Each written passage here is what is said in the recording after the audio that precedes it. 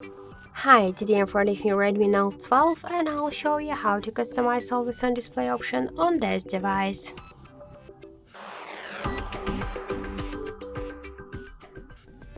So first let's open the settings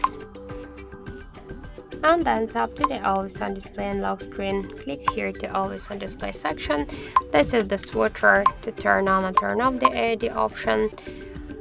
You can just use your custom theme, so you just could use the image from your device gallery to change the text color, to change the clock position, and to activate and turn off the battery or notifications, to use the signature, analog, kaleidoscope, digital clock, or to use one from the available backgrounds. For example, let's use this one. Let's just change the color of the text. For example, let's use the battery notifications. Just click to apply and that's it. So thank you for watching, and if you find this video helpful, leave thumbs up and subscribe.